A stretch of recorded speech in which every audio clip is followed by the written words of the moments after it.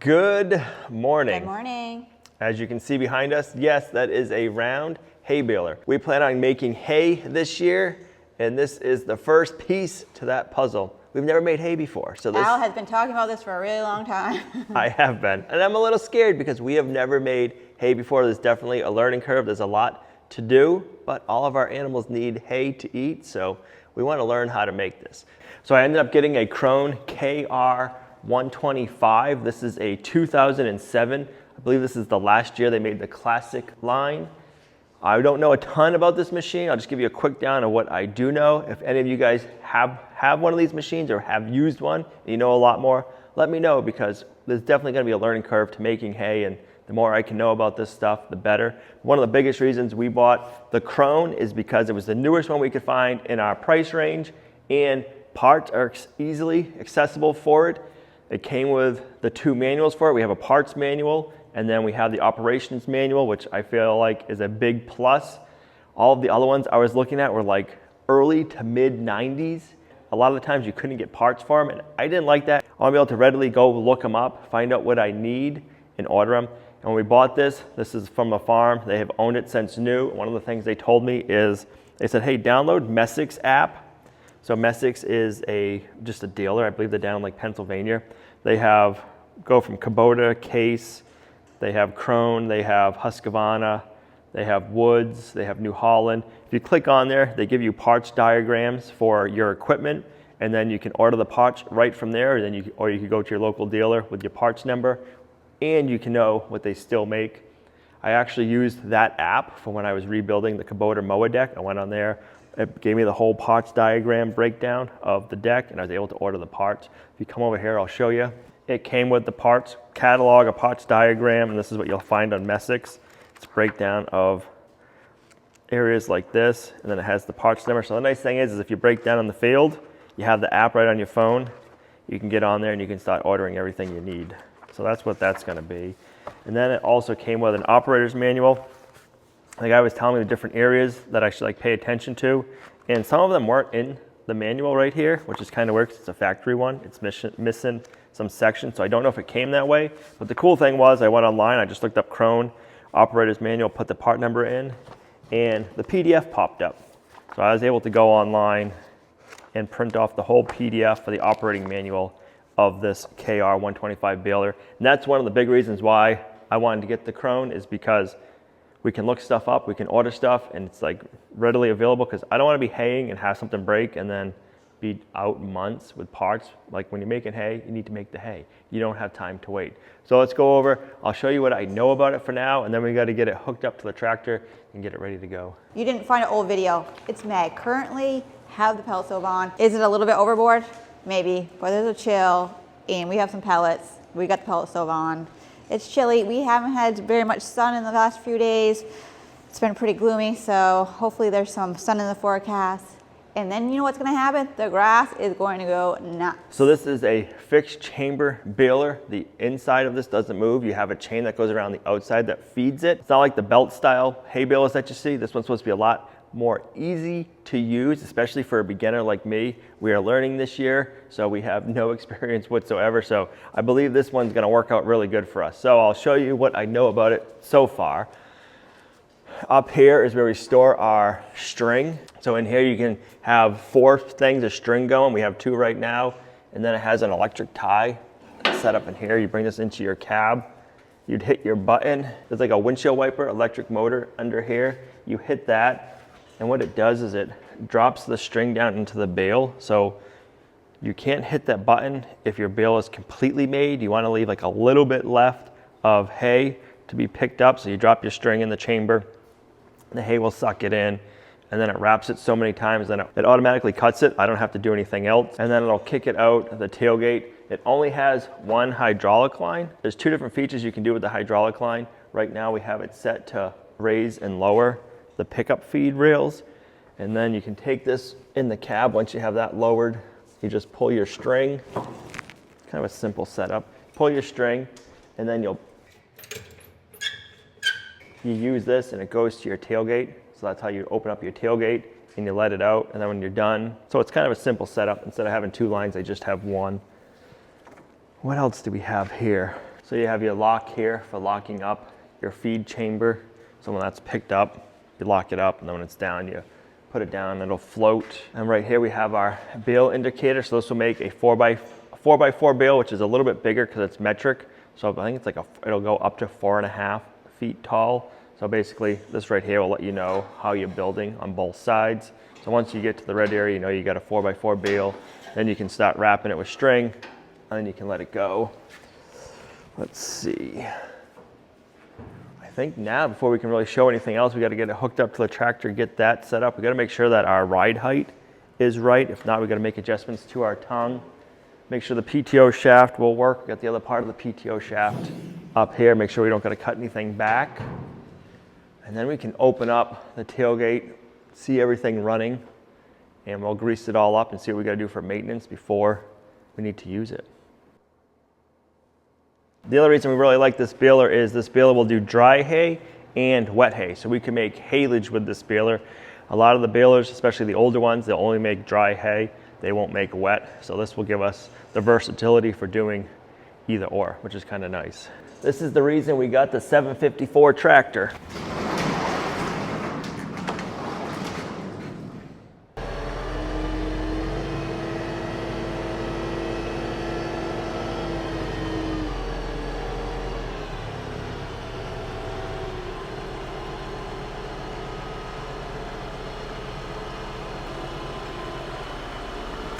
You guys might be thinking, Al, haven't you been moving this around with this tractor?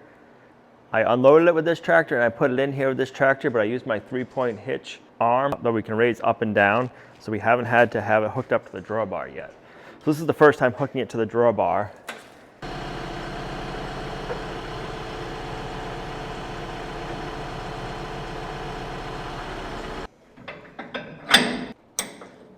Perfect.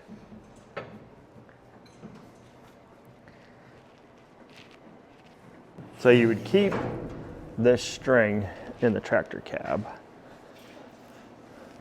And the tractor cab window has a little hole cut out so you can keep things like this through there.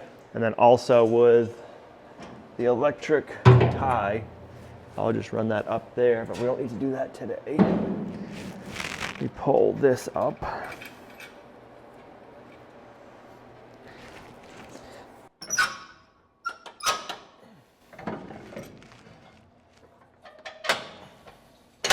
So let's just pull it outside. We won't hook the PTO up yet. I just want to see like what our driveline angles are and see if we need to make any adjustments, because you can angle your drawbar here to make sure that the tractor pickup is good. Right now it's going to look funky because the tractor is at an angle and this is straight higher. So we'll get it outside in the driveway. Just make sure everything looks good. And then we'll hook up the PTO shaft. We got to check to see if the PTO shaft is the right length, if we got to cut it back or anything. And then we can try the hydraulics and try running the machine and see what we got to do to it.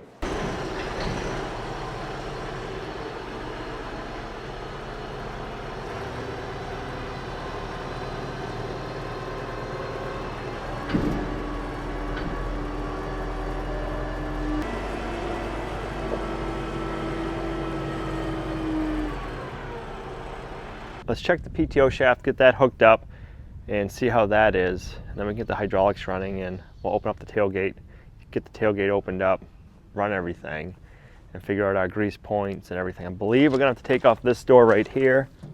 There's some grease fittings there, and I believe on the other side. And I'm thinking if while we have them off, we should just sand them down and get some green paint and repaint them, because both sides on this are kind of meh. And then this cover right here slides off, and there's 1 or 2 grease fittings under here. Just gotta figure out how that slides.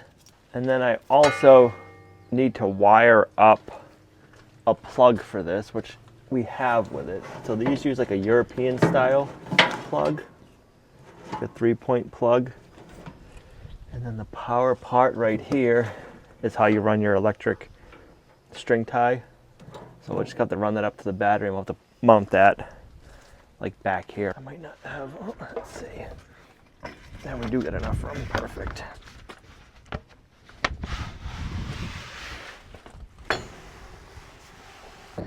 Oh yeah, more than enough length, okay. I know, right?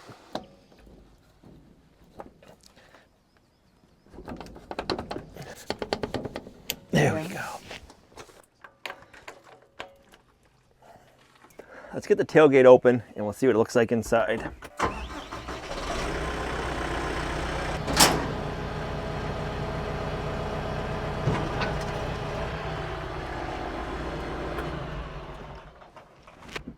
So we do have a lockout valve right here. So if you're getting under there and you're working, you lock that out and then the pistons can't drop back down on you. And then we can inspect everything in here. We have our springs right here that are the lock. So when this thing's shut, it locks in place and it can't open.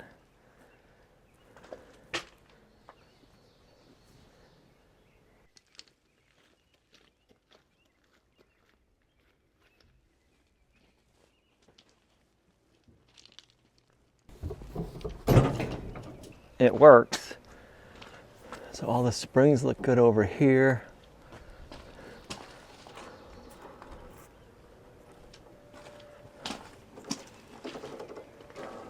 I should probably get some of these bearings and have them on hand just in case any of them go during baling. All it is a clip, and then you got your bearing and you can replace them. So the hay gets fed in from the bottom, and then this is moving around and around. So that's what's making the hay bale. That's moving and the inside's not.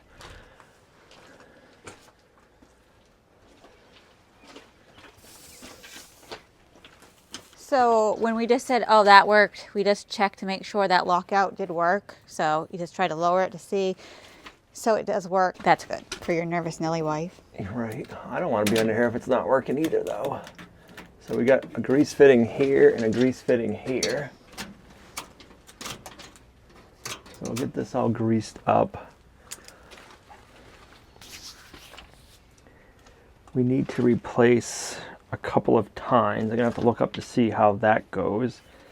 I'm missing one right there, but I do have, he gave me a couple of tines that he had. So you can see the tines, like teeth right here. This is what rakes in the hay. One's missing here. And then it looks like one's missing, maybe a couple are missing there. So we'll just go around and we'll check to see, and then I'll have to go through the manual and see how to replace them.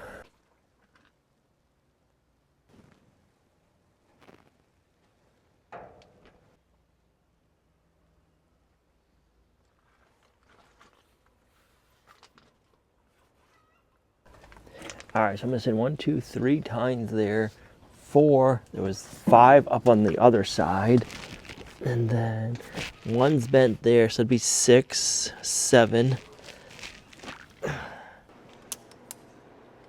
Those look different. Well, they go on. We can show you what they look like. They go on a rod. So I'm saying 10, so we're probably really missing 5. Right. All right, so now. This is why I want the parts manual, and you can see it's like a part that you replace every once in a while because they have it marked out already. All right, we're gonna back the baler in and we're gonna start replacing some of the tines and figure out exactly how many more we're gonna need. Might as well dig into it right now and kind of get to know the machine, and then we'll get the stuff on order. Hopefully we'll have enough, but I'm assuming we'll probably be 1 or 2 short because that's always the case. We're also gonna make sure we run the wiring on it so that way we can use the electric tie later on.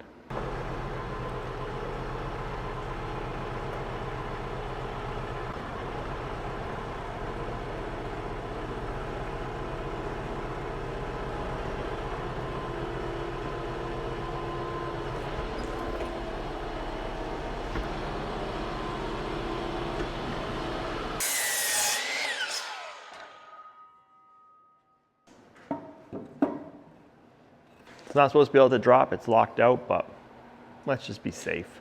All right, so we gotta replace some tines, and we gotta remove these right here to get to our tine bolts. So I'm just gonna start off here. I'm probably gonna have to take off more, but I'm just gonna start taking one off.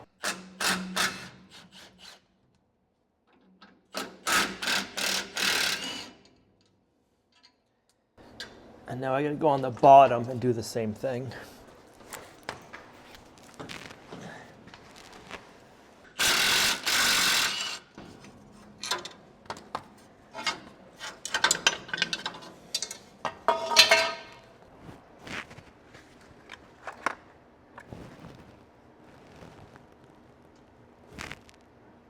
All right, I might as well remove more of these covers because the tines, I'm missing a tine here and a few over here. And these ones might be easier to get at it first. So at least that way when I'm first doing it, I have easy access.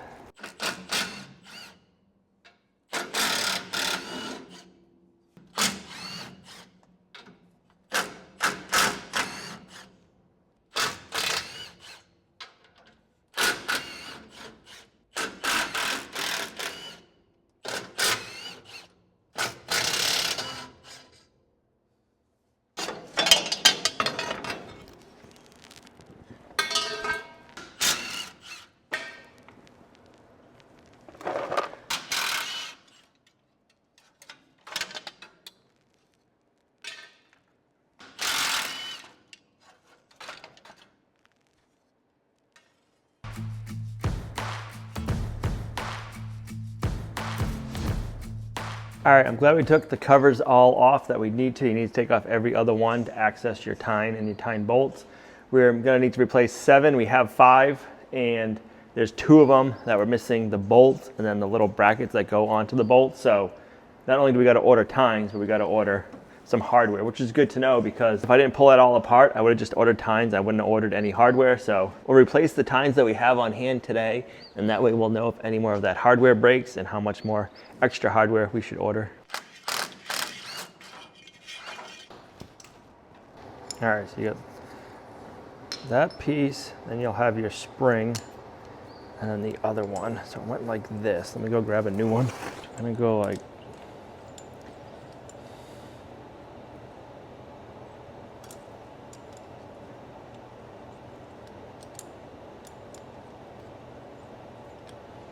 that, and then that. So that's how it's gonna go. So we can bolt this one back on. Oop.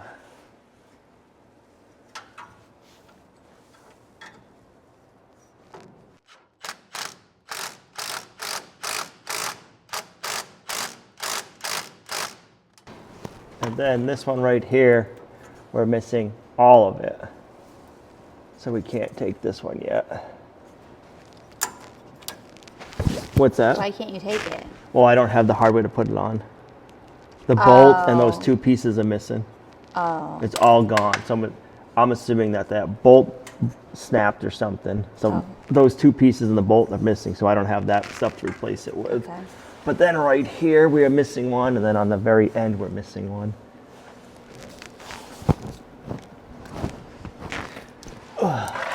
So I'm pretty sure these 2 that I'm going to be replacing next are original. They're yellow, and all the other ones are gray. That's pretty good. Yep, that one's original, which is kind of crazy. It's a 2007, so 18 years old, 18 years of hanging. It could probably tell some stories. It probably could. It's probably hit a few rocks, a few sticks. Who knows what else?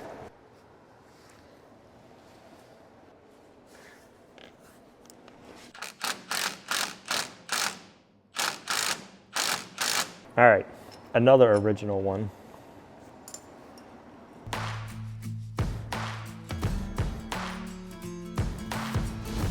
I think now I gotta move the PTO shaft to access the next ones. Yeah. I don't know if I can move it from.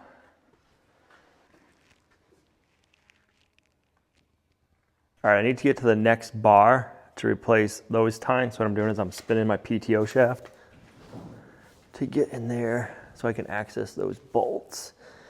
And that's the one I just replaced. So we gotta keep going.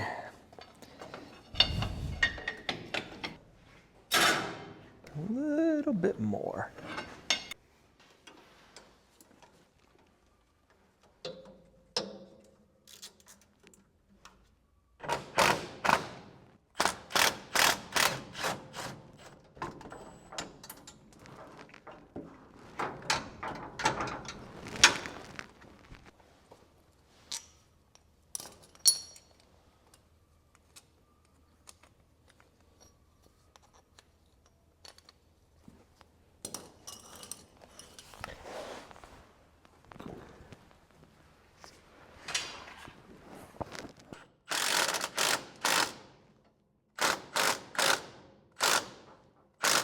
All right, that's the only one on that bar that is broken. There's a bar right below it that is broken, and I'm kind of wondering if I can get this one off without moving it. And I think this is the only one that's busted on this bar too. Let me see if I can just do this.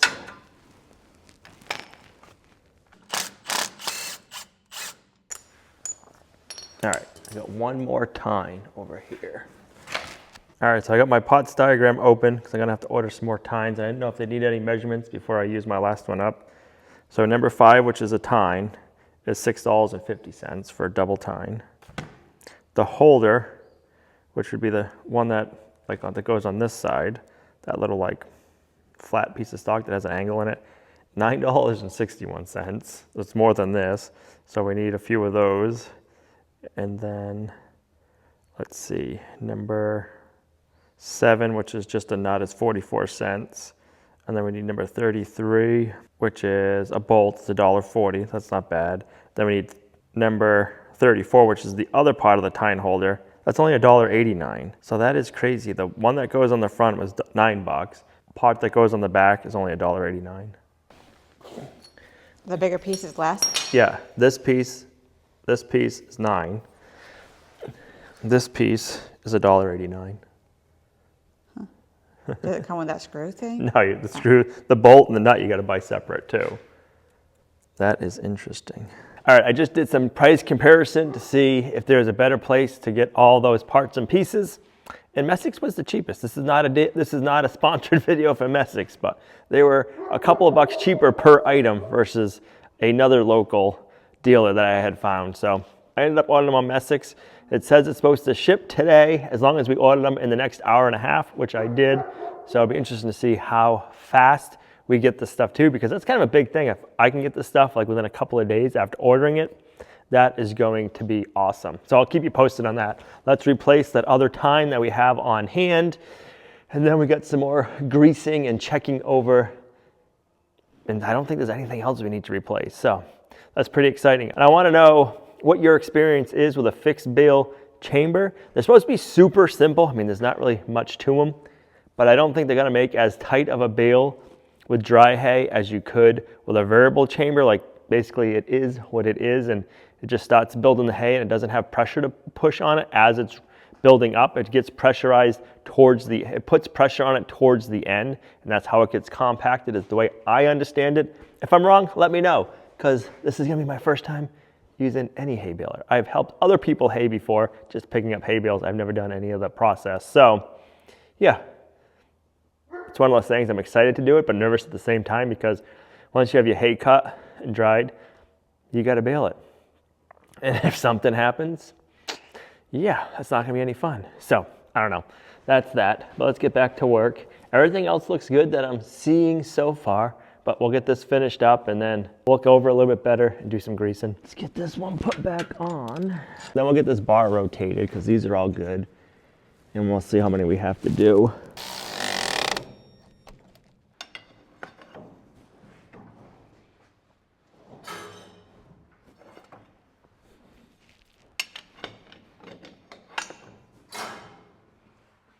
All right, so this bar has one broken one right there.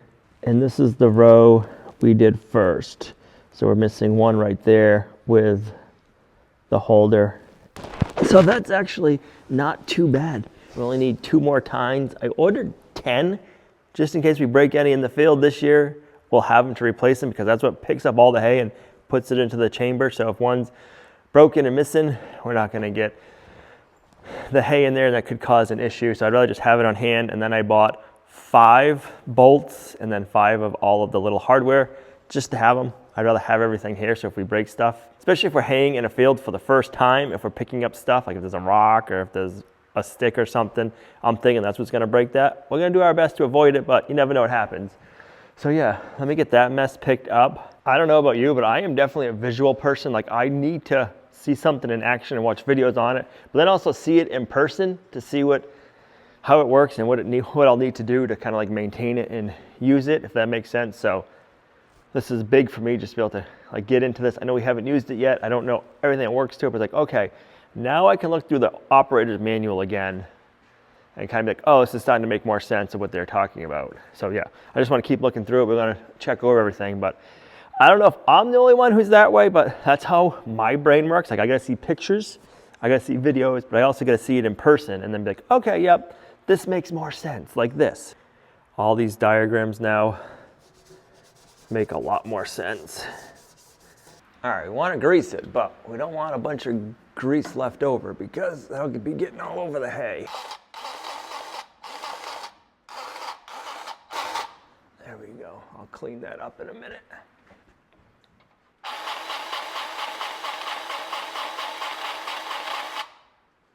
Perfect.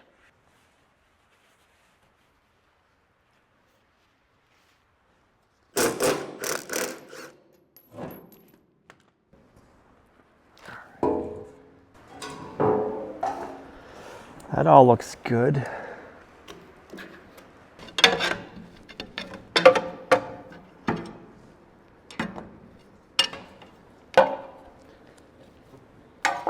All right, that all looks nice and healthy under that cover. This one does too. We have one grease fitting right here. We'll get a little bit of grease in that, and that's the only fitting on this side. Nothing here. We'll have to do the same thing to that side, but it's looking good. I'm gonna spray the chains down with some lube, and that should be good.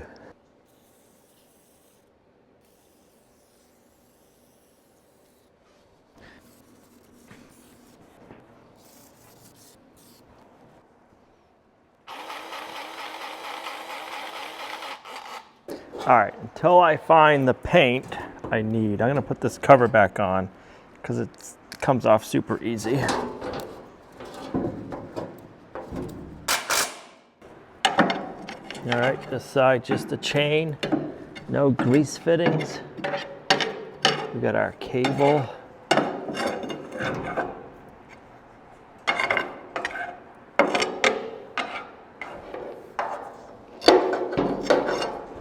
All right, I decided to go ahead and get all of these installed in the areas that we can.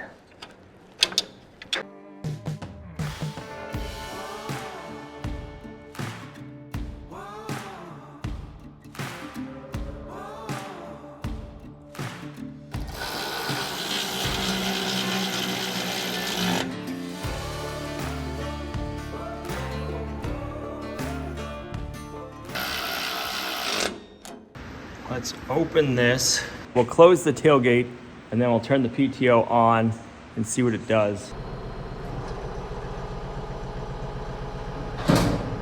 Okay, that's closed. Turn the PTO on.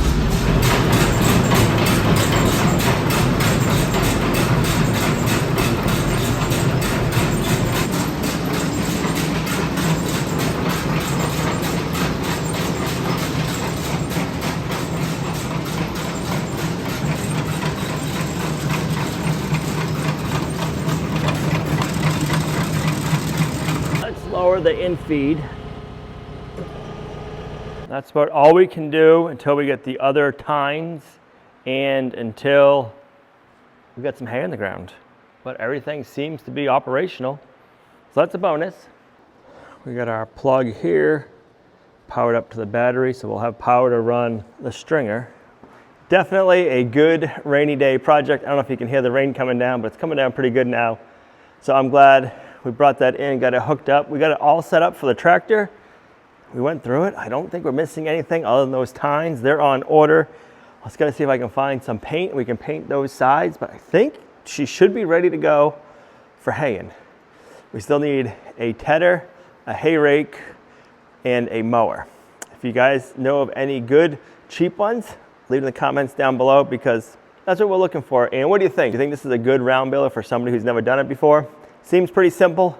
I like looking it over. I'm gonna have to read the owner's manual or operation manual again, just go over everything. But yeah, I'm thinking it was a good score. It seems to be in really good shape. The people who have owned it since new, and it was well taken care of, always kept undercover.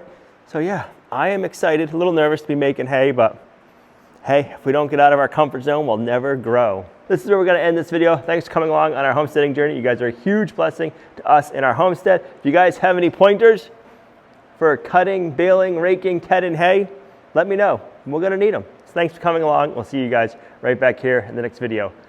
Bye. You're a crazy dog. You like this rain? Brutus loves all the bad weather. He loves being out in the rain. He loves being out in the snow. That's the kind of dog he is. They're built for this weather. It's kind of crazy.